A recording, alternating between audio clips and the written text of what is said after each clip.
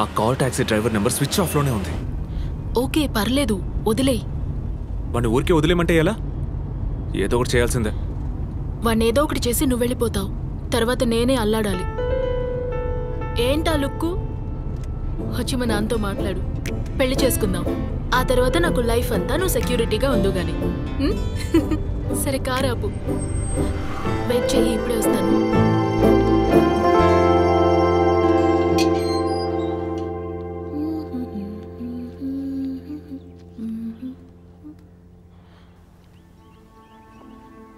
Madam, ఏమైంది? మళ్ళీ గొడవ పడ్డారా? ఇది మామూలే శశి. ఎందుకు బతుకున్నానా అనిపిస్తోంది. వసంత్ నన్ను అర్థం చేసుకోలేదో, లేక నేను తను అర్థం చేసుకోలేదో. జీవితమే సమస్యలమయమైపోయింది.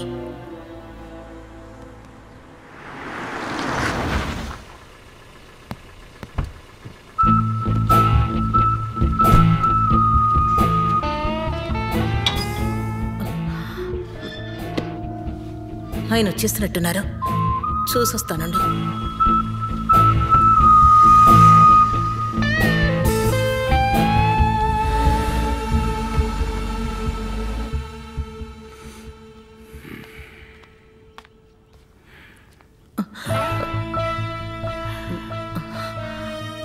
ఎన్నిసార్లు ఫోన్ చేశాను?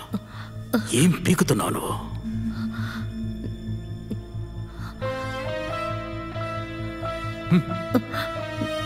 వెళ్ళి ఫోన్ తీసుకురా. Phone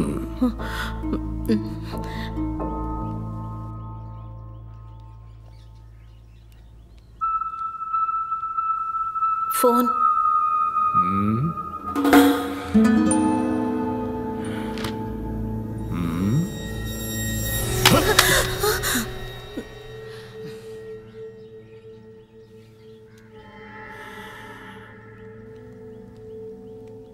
Sushila, sir, come here.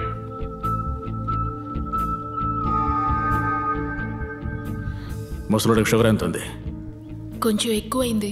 రేపటి నుంచి ఇన్సులిన్ డోసేజ్ పెంచాలి. ఈయన కూడా ప్రాణం తీస్తున్నాడు.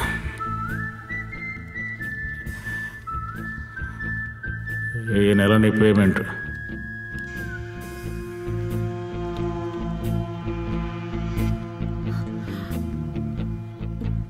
తర్వాత ఫోన్ చేస్తాను.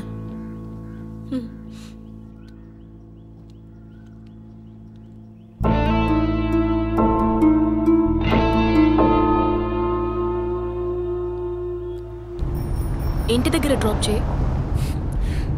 అలాగే మీ నాన్నని డ్రాప్ చేసేద్దామా? మా నాన్న, తొందరగా వెళ్ళు. చచ్చాను. సార్, మీ ఇంటి వైపు నుంచి వెళ్తున్నాను, రండి. పర్వాలేదు బాబు, నేను ఆటో స్టాండ్కి వెళ్తున్నాను. రండి సార్, మీతో మాట్లాడాలి. సరే.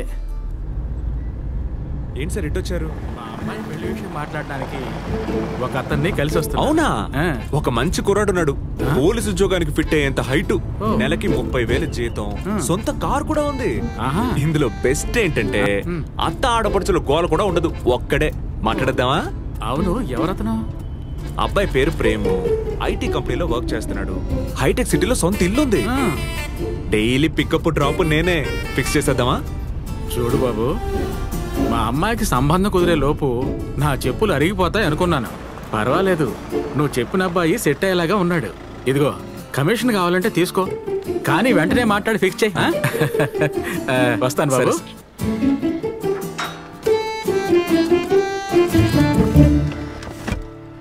సుసి, మీ నాన్నతో మాట్లాడాలి అన్నావు, ఆయన్ని చూడగానే దాక్కున్నావు.